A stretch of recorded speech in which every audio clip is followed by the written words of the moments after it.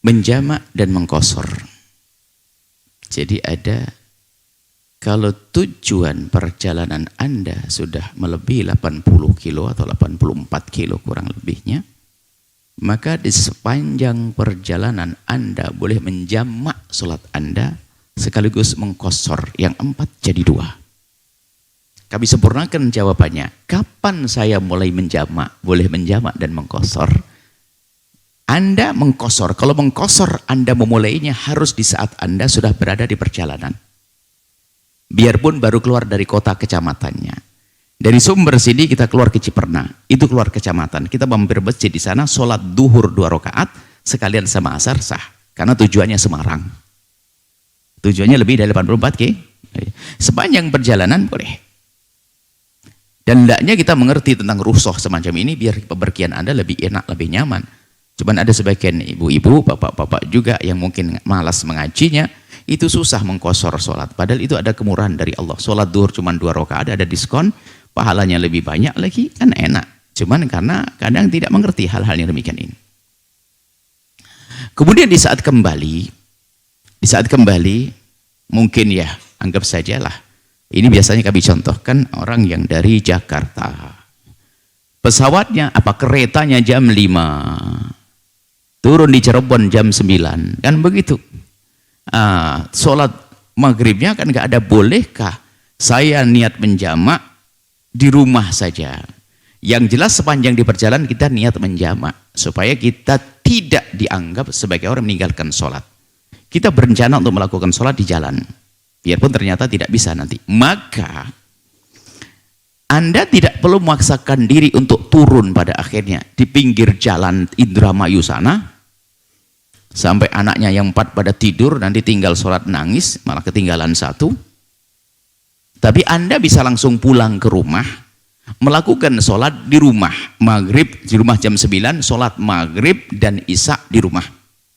Tapi Anda sudah niat tadi untuk menjamak, untuk menarik sholat maghrib ke waktu isya. Dan Anda ternyata tidak melakukan sholat maghrib di jalan sama isya di jalan, tapi Anda tetap melanjutkan perjalanan sampai di rumah.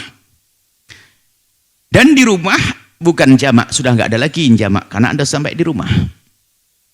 Tapi namanya sholat qadha, mengqadha maghrib yang Anda tinggalkan di perjalanan. Cuman yang harus jadi catatan penting bahwa mengqadha maghribnya Anda adalah mengqadha yang tanpa dosa. Jadi nggak usah takut. Kenapa tanpa dosa? Karena Anda waktu meninggalkan maghrib berada di perjalanan. Jadi tidak perlu memaksakan. Tapi jangan disebut sebagai sholat jamak dalam bepergian. Wong Anda sudah sampai di rumah. Ini bukan disebut sebagai sholat jamak. Jadi Anda mengqadha maghrib 4 asarnya, isanya tetap 4 rakaat karena Anda sudah tidak di perjalanan. Ini yang sering diqadha bila ithmin.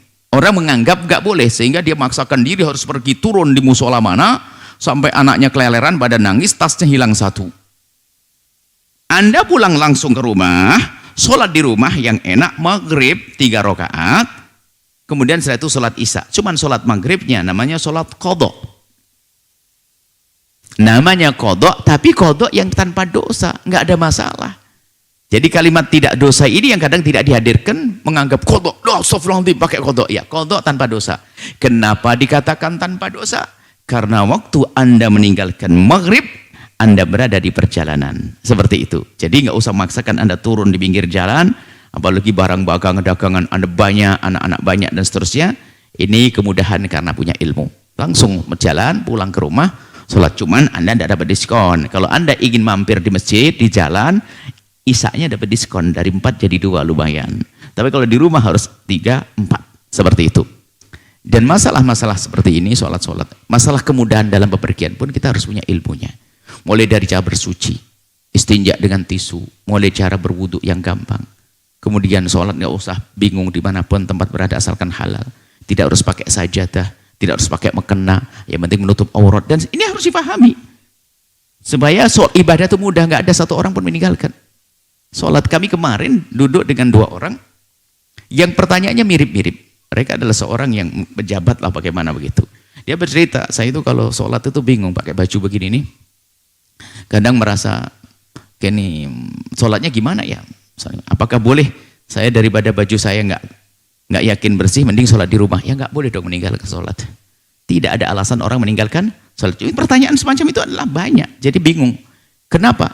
Tidak mengerti kalau cara sholat itu adalah gampang dan mudah. Makanya sering kami sampaikan, jika ada satu orang yang tidak bisa sholat, itu yang salah gurunya. Kalau ada orang tidak bisa sholat, yang salah gurunya. Sholat gampang kok tidak sholat, tidak bisa, kenapa? Gurunya yang salah, ngajarinya nggak benar.